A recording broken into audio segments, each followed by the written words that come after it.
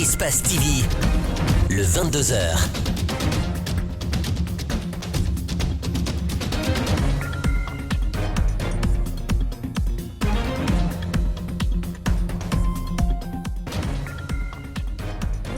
Nombreux à suivre Espace TV. Merci de votre fidélité. Bonsoir à tous. Au sommaire de ce 22h, Mohamed Ibn Chambas a été nommé dimanche par la CEDEAO comme envoyé spécial en Guinée.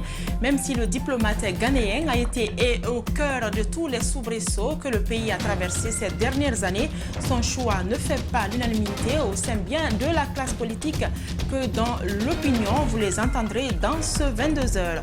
Gouvernement de Mohamed Beavogui, Mamadou Sylla et sa coalition politique récusent la nomination d'Abbé Sylla pour avoir siégé à la dernière législature. Le président de l'UDG estime qu'Abbé Sylla n'est pas qualifié pour être membre du gouvernement si on s'en tient, soutient-il à la charte de la transition. Dans l'angle de ce lundi, on fait immersion à Télimilé, précisément dans la sous-préfecture de Kolé. Là-bas, les habitants manquent de tout, pas d'infrastructure sociale de base. À cela s'ajoutent des cas répétés d'inondation et c'est Malik Sandiana Kamara qui va nous faire vivre ces réalités dans cette sous-préfecture de la Guinée.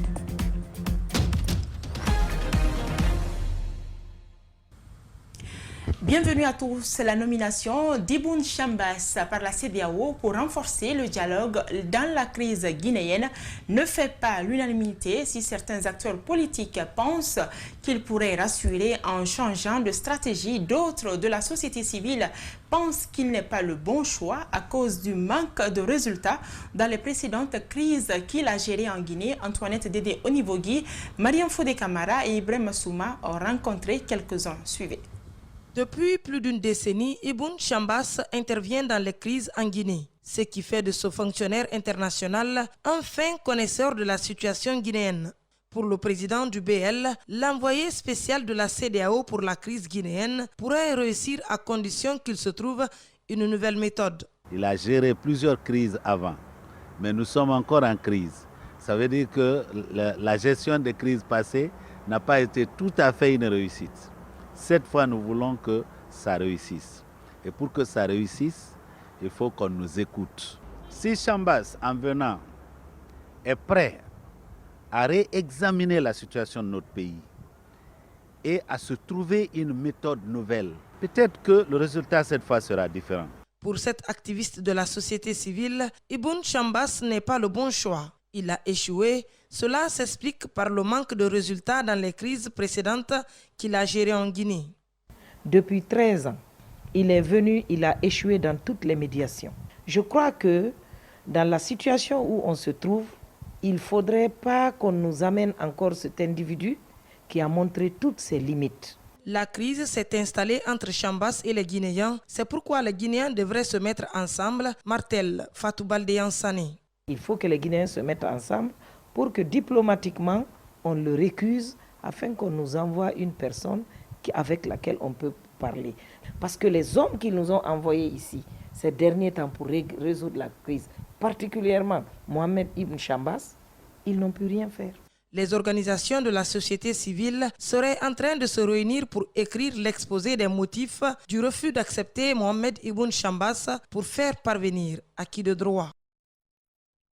Après les ambassadeurs des pays de la CEDEAO, le chef de la diplomatie guinéenne a échangé ce lundi avec les diplomates de l'Union européenne accrédités en Guinée. Les échanges ont porté sur l'évolution de la situation politique en Guinée et l'accompagnement de l'UE pour la réussite de la transition en Guinée. Idrissa Bari et Ibrahim Souri Souma pour le compte-rendu. D'entrée, le ministre des Affaires étrangères, de l'intégration africaine, de la coopération internationale et des Guinéens de l'étranger a fait un exposé sur les avancées déjà enregistrées dans le pays depuis la prise du pouvoir le 5 septembre dernier par le CNRD. Il s'agit entre autres de l'adoption de la charte de la transition, de la mise en place d'un gouvernement civil et l'installation prochaine des membres du CNT. Nos partenaires nous ont encouragés et j'ai été très touché, très heureux d'entendre nos partenaires de l'Union européenne dire qu'ils nous accompagnent dans cette trajectoire. Le patron de la diplomatie guinéenne a aussi demandé à la délégation de rendre compte de leurs observations à leur hiérarchie respective. L'Union européenne a également émis le souhait que cette transition soit brève mais de qualité. On ne peut pas mélanger la rapidité avec la nécessité. Et donc, une chose, c'est vouloir aller vite, l'autre, c'est faire les choses en qualité. Et nous sommes plutôt favorables à cette dernière dimension. Par exemple, si nous devons aller à des élections, parce que ça c'est le but de la transition, c'est préparer les élections, il faut le faire correctement. Sur les décisions de la CEDEAO de durcir les sanctions contre les autorités de transition en Guinée, Dr Maurice Sanda Kouyaté affirme que l'institution sous-régionale n'a fait que répéter ce qu'elle a déjà dit. Nous continuerons à parler avec la CEDEAO pour que la CEDEAO nous accompagne en tenant compte de nos spécificités, en tenant compte des progrès exceptionnels qui se déroulent ici et qui ne se déroulent nulle part après des changements. Le gouvernement de la transition est au complet. Avant sa composition, chacun allait de sa chapelle pour encore redire, suite à des nominations, des nouvelles figures dont le seul but est de répondre aux aspirations du peuple. Cette composition gouvernementale renferme à bien des égards, des spécificités, des caractéristiques qui méritent d'être élucidées. Dans ce commentaire de Djibril Ba, je vous invite à suivre le choix des hommes au terme d'une profonde réflexion du CNRD. Après la prise du pouvoir par l'armée guinéenne le 5 septembre dernier, l'une des expressions des putschistes qui a retenu l'attention de plus d'un est d'éviter les erreurs du passé. Un discours suivi d'une liesse populaire qui s'empare des axes de la ville de Conakry, l'enthousiasme de la grande majorité des Guinéens, l'atonie d'une infime partie acquise à la cause du régime déchu devant une junte qui cherche la légitimité. À l'heure du temps, arrive la composition des membres du gouvernement qui constitue la première étape de la mise en place de tous les organes de la transition. 25 ministères et 2 secrétariats généraux, l'ossature gouvernementale qui susurrait dans l'oreille du Guinéen a été plutôt saluée avant son officialisation. Voilà une des premières caractéristiques du gouvernement de Biavogui. Éviter les erreurs du passé nous amène à préciser qu'aucun membre du CNRD, Comité national du Rassemblement pour le développement, n'a été nommé dans le nouveau gouvernement, ce qui est politiquement correct de la part du colonel Mamadi Doumbouya. Ce gouvernement, faut-il le rappeler, se démarque aussi nettement de celui du CNDD, où la plupart des membres de la junte en 2009 ont accepté d'être promus dans des ministères considérés plus importants et stratégiques. Mamadou Sandé à l'économie et aux finances, Sibalo Alamou à la justice, le général Mamadouba Toto Kamara au ministère de la Sécurité pour ne citer que ceux-là. Le colonel Doumbouya, quant à lui, pour éviter de reproduire les mêmes erreurs du passé, met en place, sur proposition de son premier ministre, une équipe gouvernementale 2.0. Une deuxième caractéristique salutaire. Ils sont pour la plupart des jeunes frôlant la quarantaine, mais ce qui étonne de plus l'opinion nationale, la junte accorde une importance particulière pour le genre. Cette femme qui vient en partie des institutions internationales, plusieurs départements ministériels clés sont détenus par elle. Il s'agit du ministère de l'Enseignement supérieur et de la Recherche scientifique, des postes et télécommunications, de l'information et de la communication, mais aussi de la justice. Ce dernier est jusque-là occupé par des hommes. Paulette Kourouma a été la dernière femme promue à ce poste dans le gouvernement de Kouyaté. Alors que la nomination des membres du gouvernement aura pris 2 semaines, une lenteur difficile à supporter, chacun se délectait dans son fantasme sur des décrets qui venaient à compte-gouttes.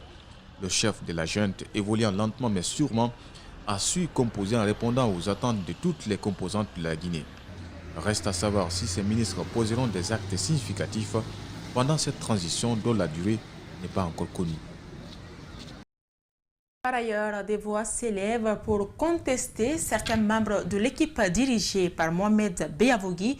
Il s'agit de la plateforme Cored qui s'interroge sur la nomination notamment d'Ibrahima Abessila dans le gouvernement. Député membre de l'Assemblée nationale dissoute, le président de l'UDG estime que c'est une violation de la charte de la transition. Mohamed Silla a accordé cette exclusivité à Espace TV le week-end dernier à son ranch de Kondéa dans la préfecture de Kindia. Reportage Mamadou Boulere Diallo et Djibril Kabak Kamara. Puisqu'une transition n'a pas mandat de développer le pays, il faut la conduire correctement et rendre le pouvoir aux civils. Le président de l'UDG s'est d'abord exprimé sur le record en termes de durée dans la formation du gouvernement de transition avant de donner des conseils. Les donateurs se méfient ou les partenaires qui veulent travailler avec, ils veulent travailler avec un gouvernement civil. C'est pourquoi je demande Et c'est très bien que le colonel lui-même, il a conscience déjà. Dans ce gouvernement de 25 membres, l'ancien chef de file de l'opposition et ses collègues de la CORED se disent surpris de retrouver le nom de l'ancien député de la 9e législature, Ibrahim Abessila. J'ai entendu les gens qui disent qu'ils n'ont pas siégé, c'est assez faux. J'ai dit qu'ils faisaient partie de mon groupe parlementaire, avait à bien siéger avec nous. Il touchait son salaire, il touchait même le solde, comment on dit ça, le prime de session. Puisque le verrou a sauté, disent-ils, les membres de la CORED vont postuler pour siéger au CNT. Pourquoi pas? Pourquoi pas? Il n'y a pas deux poids, deux mesures. À partir du moment que tu es accepté pour un, c'est déverrouillé. Parce que normalement, et ça ne devait pas être. Ce n'est pas parce que je suis contre Niabé ni quiconque. C'est la toute première contestation publique du gouvernement de Mohamed Biavogui. Le ministre de l'Énergie devient ainsi une épine dans le pied du président de la transition. La polémique sur la nomination du président de la NGR risque de peser lourd sur le dos du gouvernement de transition. Le dépôt des dossiers de candidature pour le Conseil national de la transition a démarré ce lundi à Conakry pour prendre fin le 25 novembre prochain. C'est le secrétariat central du ministère de l'administration, du territoire et de la décentralisation qui reçoit les dossiers. Pour le moment, il n'y a pas d'engouement. Quelques candidats viennent chercher à se renseigner pour constituer leur dossier. Bernard Koundounou et Aboubakar Din Kamara ont fait un tour. Voici leur reportage.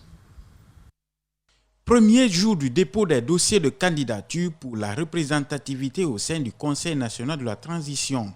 Tôt ce matin, les candidats intéressés rallient peu à peu le ministère de l'administration du territoire et de la décentralisation pour procéder à cette première étape de la procédure. Pour être conforme au communiqué, ces jeunes viennent prendre connaissance des dossiers à fournir pour candidater. Après avoir publié le communiqué qui parle de la candidature du CNT, entendez Conseil national de transition, je suis venu prendre le communiqué pour aller préparer ma candidature. Le communiqué de monsieur le ministre, il y a eu des rajouts des dossiers qu'il faut fournir. Et donc, si nous sommes concernés, donc, il est de notre devoir encore de rechercher ces pièces-là et les verser dans nos dossiers. Un comité a été mis en place au secrétariat central du ministère de l'administration du territoire et de la décentralisation pour la réception des dossiers.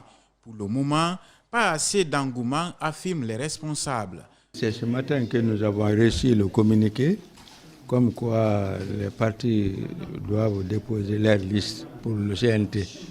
Mais pour le moment, ils viennent prendre les renseignements. Le dépôt n'a pas encore commencé. Pour ceux qui ont déjà fait le dépôt dans les différentes mairies du pays, le responsable les invite à venir au département, le seul lieu indiqué pour la réception des dossiers de candidature.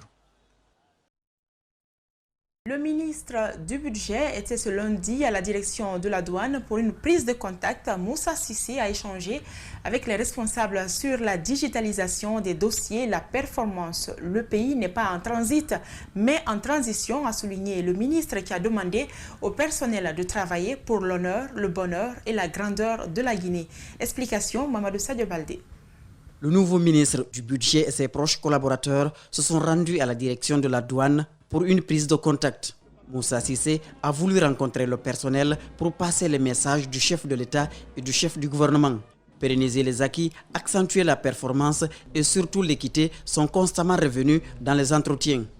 Pour venir expliquer le principe de la refondation de l'État que le colonel Mamadi Doumbouya et son premier ministre prônent, afin que l'administration de la douane redouble d'efforts pour mobiliser davantage et sécuriser les recettes de l'État.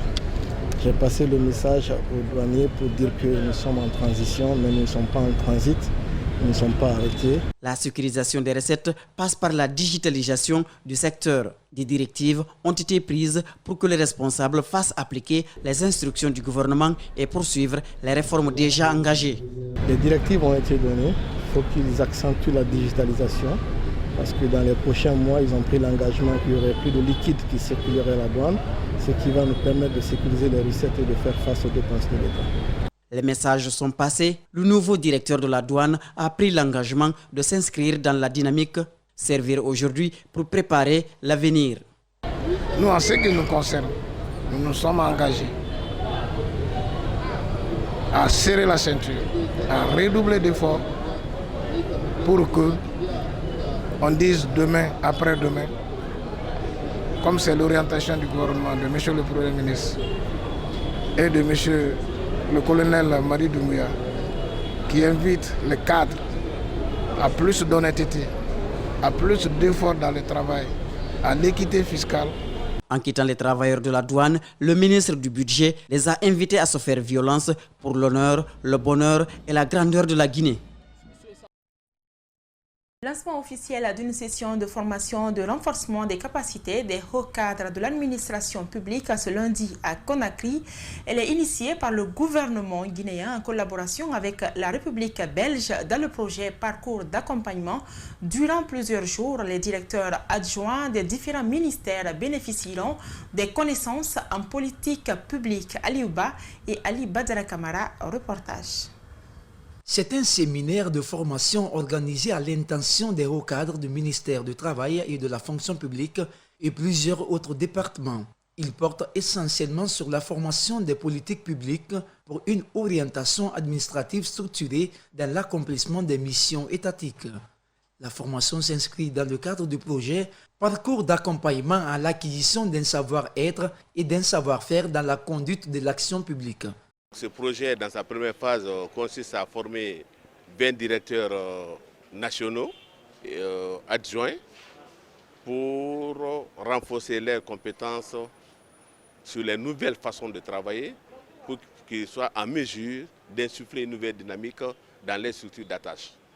Pendant 5 jours, les cadres participants partageront les connaissances sur les typologies de politique publique, les étapes de la démarche de conception, le suivi et l'évaluation des politiques publiques. Les contenus du thème riches et variés vous aideront à comprendre les étapes de la démarche de conception des politiques publiques, les typologies et les instruments, les courants d'analyse des politiques publiques. Au cours de cette session de formation, les participants seront amenés aussi à faire des exercices et travailleront sur des cas pratiques relevant de leur propre administration, un programme qui résume les partenaires. Il est très important d'appuyer justement le Guinée en ce qui concerne ce renforcement des capacités des personnes qui sont à la tête, qui doivent gérer les différents services de l'État. Pour cette première journée, les thèmes comme les courants d'analyse des politiques publiques, typologies et instruments et acteurs politiques publics seront abordés. Les travailleurs de GP Ciment de Guinée ont battu le pavé ce lundi à Conakry. Ils réclament l'amélioration de leurs conditions de travail et dénoncent en outre l'injustice dont beaucoup d'entre eux ont fait l'objet. Le point avec Aminata Massile Bangoura et Mohamed Kadrosouma. À bas la sous-traitance! À bas la sous-traitance! Vive la liberté! Vive la liberté! Plus d'une cinquantaine de travailleurs de la société GP de Ciment Guinée ont manifesté ce lundi face à l'injustice dont ils seraient victimes. Ces employés dénoncent entre autres les conditions de travail précaires et la sous-traitance. Pas de congé, pas de repos. Du 1er au 30e, nous sommes au terrain. Durant 3 ans, on travaille ici, mais rien de nos conditions de vie n'est amélioré. Manger qu'on nous donne, c'est des manger pourris. Ils ne font rien pour nous. Ils ne font qu'exploiter la jeunesse. Tous ceux qui sont là, ils sont tous exploités, marginalisés. Ces travailleurs de GP Ciment de Guinée chargent un camion de 800 sacs de ciment en seulement 20 minutes. Pire, ce travail est abattu par 2 personnes. C'est pourquoi ils réclament un CDI pour tous les travailleurs, un salaire de base de 6 millions de francs guinéens, accès à la cantine pour tous sans exception, une prise en charge sanitaire en cas de maladie. 5. Droit au congé. 6. Aucune société ou un élément d'une société ayant participé à cette grève ne sera renvoyé. Selon ces manifestants, pas question de baisser les bras tant que les revendications ne sont pas prises en compte et pour cela, quel qu'en soit le prix. S'ils nous mettent dehors, on est prêt. C'est la raison pour laquelle on a sacrifié tout notre jour là de béni. Nous allons gréver de fait qu'on gagne subitement un contrat aujourd'hui. Si ce n'est pas ça, personne ne travaillera au quai aujourd'hui. Les responsables de la société n'ont pas voulu se prononcer à la presse. Après quelques heures de tractation, ils ont finalement décidé de négocier avec les manifestants à huis clos. Les diplômes du baccalauréat session 2021 sont déjà disponibles selon le ministère de l'Enseignement préuniversitaire et de l'Éducation. Il assure que les ayants droit seront en possession de ce sésame dans les prochains jours. Le département de l'enseignement préuniversitaire a par ailleurs apporté de la nouveauté dans la délivrance de ces documents. Suivez les détails avec André Mossier Milimono et Ousmane Sissé. L'attente a été longue pour les admis au bac cette année. Selon le chargé de communication au département de l'enseignement préuniversitaire et de l'alphabétisation, les diplômes sont déjà disponibles et ce, grâce à l'implication du nouveau ministre. Au moment où vous nous tendez ce micro, ces diplômes sont à Conakry. Le service examen est instruit de travailler nuit et jour pour que ces diplômes soient rapidement renseignés, imprimés, mis à la disposition des candidats. Pour les candidats vivant à l'intérieur du pays, plus question de venir jusqu'à Conakry pour être en possession du document. Le ministère a trouvé une autre solution. Avant, c'est au niveau du service examen que tous les diplômes étaient livrés. Donc même si on est à Zérekoré, il faut se déplacer pour venir à Conakry, venir au service examen et retirer son diplôme. Maintenant, nous allons non seulement imprimer ces diplômes, mais les classer par colis en fonction des préfectures, les acheminer jusqu'à nos structures à la base et leur donner des modalités de livraison de ces diplômes. Mamadi Sidiki Kamara est conscient du dommage causé dans le retard de la délivrance de ces diplômes. Il assure que dans quelques jours, les ayants droit pourront enfin récupérer leur diplôme. Nous savons déjà qu'ils ont attendu longtemps, qu'ils continuent à garder patience. Ce n'est qu'une question de jours. Chacun sera rétabli dans ses droits. Ces diplômes sont aussi valables pour les candidats du BEPC et de l'examen d'entrée en 7e. L'Autorité nationale d'assurance qualité a tenu une conférence de presse ce samedi. L'objectif était de faire le point de l'évaluation en cours des programmes enseignés dans les universités guinéennes. Selon le secrétaire exécutif de l'ANAC, les résultats provisoires de l'évaluation de l'année académique 2020-2021 seront proclamés le 20 de ce mois. Rosaline Goto Monemo, André Mossier Milimono, Aboubakar Keke Bangoura. Qualifier les programmes d'enseignement supérieur afin de les adapter aux besoins d'emploi, c'est l'objectif de l'Agence nationale d'assurance qualité en procédant à l'évaluation de tous les programmes enseignés dans les universités. Depuis 2018, cette institution a procédé à 3 évaluations au cours desquelles 153 programmes ont été évalués. On a procédé aux évaluations pilotes en 2018-2019. Là, il y avait 11 programmes qui étaient candidats. On les a appelés les programmes pilotes. L'année suivante, 2019 et 2020, nous avons également procédé à des évaluations. Les dernières en date, notamment pour l'évaluation 2020-2021, nous n'avons pas encore proclamé les résultats.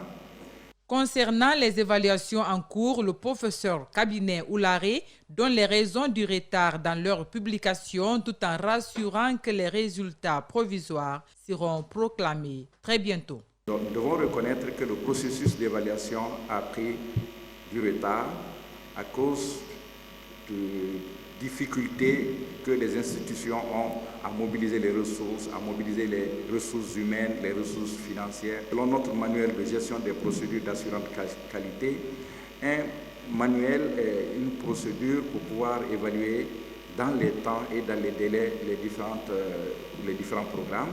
Le secrétaire exécutif de l'ANAC a invité les établissements d'enseignement supérieur à se missionner afin d'évaluer leur programme au compte de l'année académique 2021-2022. 71 programmes sont pour le moment répertoriés à leur niveau, précise-t-il. Se poursuit à présent l'angle de ce lundi.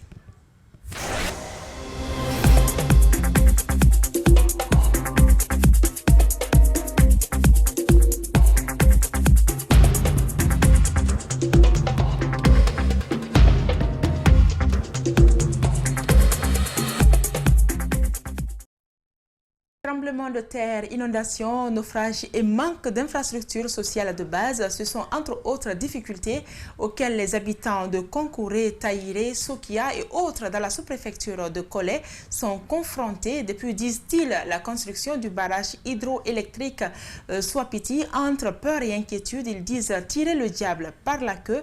Malik Sendiana Kamara nous signe ce grand format du reportage, autrement dit, notre angle de ce lundi. Une population désespérée au bout du souffle et qui vit dans des conditions difficiles. Des hangars érigés en habitation, cette nouvelle cité appelée Taïré accueille des déplacés du barrage Swapiti.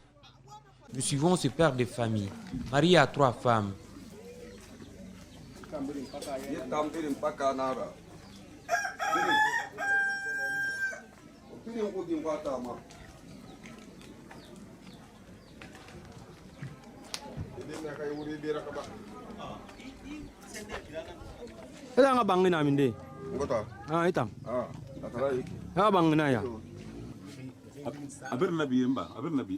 C'est dans cette maison de fortune de 2 chambres et salon qu'il vit avec tous les membres de sa famille. C'est la souffrance et l'impasse qui nous a fait venir ici. L'eau a envahi notre village. C'était dangereux d'y rester. Nos habitations ont cédé sous la pression de l'eau. J'ai 3 femmes et 6 enfants. Nous vivions tous dans ce hangar. Des fois, je suis obligé de dormir chez mes amis. Depuis la construction du barrage hydroélectrique Swapiti, plusieurs localités situées au bord du fleuve Konkouré ont été rayées de la carte. Konkouré, par exemple, est un cas illustratif. Le village et les plantations sont envahis par des eaux du barrage. Conséquence, les habitants vivent désormais dans des localités voisines qui n'ont pas été touchées par cette réalité comme Koli a dit. Ici, leur mode de vie a changé. Ils vont devoir pour se déplacer, emprunter la pirogue sans compter les risques qu'ils encourent, des naufrages notamment. Il y a juste une semaine, une barque transportant des passagers en partance pour Kindia a chaviré. C'est un vent violent qui a soufflé et qui a provoqué l'accident, expliquent les rescapés. Moussa et Karfala étaient ces jours-là au cœur de l'incident. Ces jours, je n'avais jamais vu une pareille tornade. Notre pirogue s'est remplie d'eau puis elle a chaviré. Grâce au gilet de sauvetage, on a pu s'en sortir. On ne sait pas nager. C'est pourquoi on monte sur le pont. C'est le barrage Swapiti qui a causé tous ces dégâts. De justesse, il n'y a pas eu de perte en vue humaine, même si la peur avait atteint le sommet. Par ailleurs, les motos et les denrées alimentaires qui se trouvaient dans la pirogue n'ont pas pu être récupérés au fond de l'eau. Au nombre de 13, on a eu la vie sauve. Par contre, j'ai perdu mes sacs de riz et mes photos pendant la traversée. Le nouveau sous-préfet, lieutenant Eugène Lama, dit être conscient des dangers que traversent les populations de ces localités. Pour trouver des solutions à cette préoccupation, il affirme avoir saisi sa hiérarchie sur les drames qui continuent à se produire dans sa juridiction. Ces souffrances, ces accidents ou encore ce nouveau mode de vie n'a commencé par cette population qu'après la construction du barrage hydroélectrique Swapiti. Les déplacés évoquent d'autres faits qu'ils subissent au quotidien. Le tremblement de terre qui fissure leur habitation. D'abord, le tremblement de terre a fait effondrer une partie de la maison se trouvant à Ouarakalan. On n'est pas à Ouarakalan comme ça, mais effectivement, hier, devant la caméra, on avait montré les victimes. Aussi, par là, il y a eu le naufrage. Heureusement, il n'y a pas eu de perte en vie humaine. Mais ce qui est bien, commencer par les motos que la population disposait, les passagers disposaient dans la pirogue et les autres biens divers, tout est perdu dans l'eau. Le projet a construit des cités pour certaines localités déplacées, mais la qualité des maisons reste à désirer. À peine 3 ans, les murs commencent à se fissurer, les plafonds à se désagréger. Nous avons déménagé il y a 3 ans. Mais regardez, notre maison, ça sonne partout quand il pleut. Le travail est d'une mauvaise qualité. D'autres se plaignent des montants reçus en guise de dédommagement, du non-remboursement de la valeur de leur plantation par le projet. Swapiti. Les champs qui ont été inondés n'ont pas été indemnisés. En plus de ces champs, il y a autres biens que les populations ont perdus, notamment les arbres fruitiers, qui n'ont pas été soit indemnisés ou alors l'indemnisation s'est très mal passée. Donc quand tous ces problèmes-là sont passés, on a compris que ce qui s'est passé, c'est contraire à la règle en la matière. C'est pourquoi nous avons demandé que les autorités essayent de faire auditer la direction générale du projet Swapiti. C'est la fin donc de cette édition. Merci à tous de l'avoir suivi. Je vous retrouve demain à la même heure. D'ici là, je vous laisse suivre les publi-reportages sur la Lonagui à Koundara et Toastmaster International ici même à Conakry.